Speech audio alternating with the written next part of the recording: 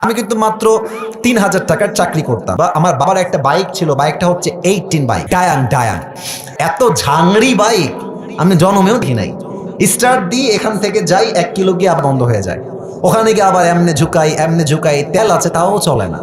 তবুও কোন মতে ঠেলে ঠুলে চালাইছি কয়েক মাস যাব। আচ্ছা, একটা পর্যায়ে গিয়ে এমন একটা অবস্থা হলো আমার পকেটের, যে তেল যে ভরবো বাইকে ওই টাকা আমার পকেটে নাই। তা আব্বাকে বললাম, আব্বা मैं माफी भी मांगता हूँ, দোয়া भी मांगता हूँ, আমার দ্বারা এই বাইক আর চলবে না, তোমার বাইক তুমিই রাখো। তারপর বললো, কি করব বাইকটা, আমার পায়ে তো ব্যথা, আমি তো হার্টের রোগী, এটা কি সেল করে দিব? বললাম বিক্রি করে দাও, আমি এটা বিক্রি করে সাইকেল কিনবো, সাইকেলের চাইতে ভালো হবে আমার জন্য। তো যাই হোক, বাইকটা বিক্রি করব ভাব, মানে এটা এইভাবে কখনো আমি আগে কোনো মাহফিলে বলি নাই, এতটা ব্যাখ্যা দিয়ে বলি নাই, আজকে বলছি বাইকটা বিক্রি করে দিব অভাবের জন্য। বাট বিশ্বাস করেন সেই সময়টা প্রতিদিন তাহাজ্জুদ পড়তাম, প্রতিদিন আল্লাহকে বলতাম যে আল্লাহ তুমি আমাকে কবুল করো, আমার চেষ্টা কবুল করো। আর আমি দুইজনের ওয়াজ খুব বেশি শুনতাম, এক আজহারের ওয়াজ শুনতাম খুব বেশি, আরেকজন আমি আল্লামা দেলোয়ার হোসেন সাঈদীর ওয়াজ খুব বেশি শুনতাম। সেই সময়ের কথা, it has been 3 years or maybe 4 years back, 3 বা 4 বছর আগের কথা। তো হঠাৎ করে আমি একদিন জুমার খুতবা দিলাম। আমি আবারও বলছি, এই কথা কিন্তু আমি কখনো কোথাও আপনার শোনেন নাই, আমি আজকেই বলছি। তো জুমার খুতবা দিলাম, আমি প্রায় 1 বছর যাবৎ জুমার খুতবা দিয়েই ভিডিও আপলোড হয়, কিন্তু কখনো কোনো রেসপন্স আসে না, আই মিন দেখে না ভিডিও। এই 10টা 20টা লাইক পড়ে, 2-1জন কমেন্ট করে, মাশাআল্লাহ, আমি তাতেই খুশি, আলহামদুলিল্লাহ, 2-1জন দেখলে আমার জন্য এনাফ, বা আমার খুশি কারণ হয়ে যাবে। তো আমার মনে আছে হঠাৎ করে একটা ভিডিও আপলোড হলো আমাকে নিয়ে, মাশাআল্লাহ, ভিডিও টপিক খুব ভালো ছিল, লাখ লাখ রিচ হয়ে গেল একদিনেই। মনে করেন যে 10-20 লাখ মানুষ দেখে ফেললো সেই ওয়াজটা। পরে মিডিয়ার থেকে আমাকে কল দেওয়া হলো যে আপনি জুমা পড়ান কোথায়, আমরা আপনার ভিডিও রেকর্ড করব। তো অনেক বড় একটা মিডিয়া আমাকে বললো যে আপনার ভিডিও একটা আপলোড দিব, আপনি ইনশাআল্লাহ অনেক দূর দাওয়াতি ফিল্ডে। তো একটা মাহফিল করলাম, মাহফিলটা ছিল পাবনায়। মাহফিল ছিল কোথায়? 3 নম্বর বক্তা, দ্বিতীয় বক্তা না, 3 নাম্বার। তো আমাকে যখন ওয়াজে দেওয়া হলো, দ্বিতীয় বক্তা খুবই রাগ, আমার টাইমটা তাকে কেন দেওয়া হচ্ছে, ওকে তো দিয়ে কাজ হবে না, ওকে নামান, একে দিয়ে কাজ হবে না। এটা 3 বছর আগের কথা, বেশি না, 3 বা 4 বছর আগের কথা। তো আমি ওয়াজ শুরু করলাম, কি বলবো, নিজের কথা বলছি না, বা এটা আল্লাহর রহমত বলছি বলতে পারেন। আমি আধা ঘন্টা ওয়াজ করেছি, প্রত্যেকটা যুবক, আমি নেমে গেছি, ওরা উঠে গেছে, মানে এই হুজুরকে আমরা ছাড়বো না, নেমে গেলাম। সেটা আপলোড হলো ইউটিউবে।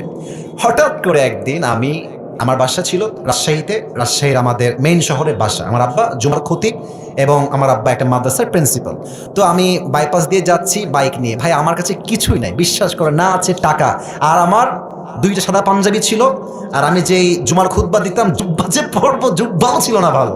আমার বন্ধুকে জুব্বা ধার নিয়ে আসতাম, যে বন্ধু দে, জুব্বাটা পরে মাহফিল করব বা একটু দোয়া করব, এই ওয়াজ হবে, আবার তো জুব্বা দিয়ে যাব। তো আমি এই অবস্থায় মাহফিলের জন্য বা রাস্তা দিয়ে হাঁটতেছি। তো হঠাৎ করে আমার কাছে একটা কল আসলো, বললো আপনি কি আবরুল হক আসিফ বলছেন? এটা অনেক আগের কথা, আমার ক্যারিয়ার কিন্তু শুরু হয় না। বললাম জি ভাইয়া, আমি আবরুল হক আসিফ বলছি। আপনি কে?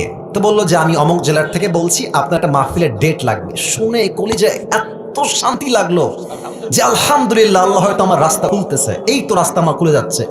তা আমি একটু ভাব নিলাম, আমার কিন্তু ডেট মেট কিছুই নাই।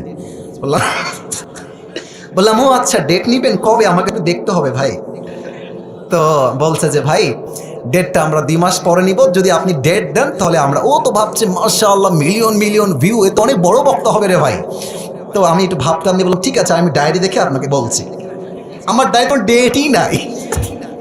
তো যাই হোক, পরে সে বললো যে ভাই ডেট কি আছে, ডেট কি হবে? আমি নিজেই, আমার তো ডেট লাগবে রে ভাই।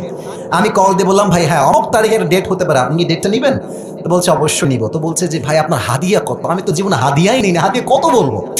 এখন বলছি যে ভাইয়া হাদিয়া আসলে বলা যাবে না, আপনি বলেন যে আপনি আমাকে কত দিবেন। তো আমার বেতন কিন্তু ভাই মাত্র 3,000 টাকা, এবং 3,000 টাকা এত কম আমার জন্য, বাইকের তেল ভরতে আমার 3,000 টাকা শেষ হয়ে যায়, খাবো কি আর পরবো কি। তো আমার ভাই বলছে যে আপনি বললে আমার জন্য খুব ভালো হয়। তো আমি বললাম যে আপনাদের গত বছরে কে আসছিল? বলছে আমাকে একজন বক্তা আসলো। কয় টাকা দিয়েছেন? বলছে 20,000 টাকা দিয়েছি। 20, মনে বলছি 20,000 টাকা, আর ওকে বলছি ভাই এটা কোনো টাকা হইলো? আচ্ছা যাই হোক, অনেক কথাবার্তা বলে সে বললো ঠিক আছে, আপনাকে আমরা 25,000 টাকা দিব, গাড়ি ভাড়া সব কিছু মিলিয়ে, খাওয়া দাওয়া মিলিয়ে, থাকা সহ 25,000 টাকা আমি আপনাকে দিব। তো বললাম দিব বললেই তো হবে না ভাইজান, আপনাকে তাকে অ্যাডভান্স করতে হবে, না আমি প্রোগ্রামটা কনফার্ম মনে করবো কেমন করে। তো বলছে ঠিক আছে ভাই, আপনি আপনার নাম্বারটা আমাকে দেন, আমি আপনাকে 5,000 টাকা অ্যাডভান্স করছি। আমি বললাম ইয়ার ইয়ে তো মেরি রাস্তা খুল গিয়া মাশাআল্লাহ। তো বলছে ঠিক আছে, আমি আপনাকে দিচ্ছি, নাম্বারটা আমাকে পাঠান। তো নাম্বার দিলাম, 3 দিন কোনো খবর নাই। মনটা আবার খারাপ, জানলা ডেটটা কি তাহলে পাবোই না। তো 3 দিন পরে আবার আমার ভাই কল দিয়ে বলছে, প্রিয় ভাই আপনাকে তো আমি টাকা দিব, বাট আমি টাকা তুলতে পারি নাই এলাকার থেকে, তাই টাকাটা দিতে পারি নাই। তো মার্শাল্লাহ সবাই আমাকে টাকা দিয়ে দিয়েছে, আপনার নাম্বারে আমি এখনই টাকা পাঠাচ্ছি। তো আমাকে ওই প্রথম মাহফিলের জন্য 5,000 টাকা অ্যাডভান্স দেওয়া এবং 5,000 টাকায় আমি আমার আব্বা আম্মাকে দিয়ে দিয়েছি। যাও তোমরা নাও। বিশ্বাস করেন, ওই যে আমার জার্নি শুরু হলো। আল্লাহু আকবার, কি বলবো। এখন এমন একটা দিন নাই যেই দিন শত শত কল আসে না, আসিফ হুজুরকে লাগবে আপনাদের কি, আমাকে বলে 3 লাখ নিবেন, 2 লাখ নিবেন, 1.5 লাখ নিবেন, কত খালি বলেন না আপনাকে আমরা চাই। আপনি বলবেন হুজুর আপনি এত লম্বা স্টোরি কেন বললেন? 1 ঈমান, 2 হচ্ছে তাকওয়া। এই 2টা থাকলে বান্দার সফলতাকে আটকায় রাখতে পারে না, ঠিক কিনা বলে? ওয়ারযুকুহু মিন হাইথু লা ইয়াহতাসিব, তোমার রিজিক আমি এমন জায়গা থেকে দিব তুমি কখনো কল্পনাই করতে পারবে না। আল্লাহু আকবার।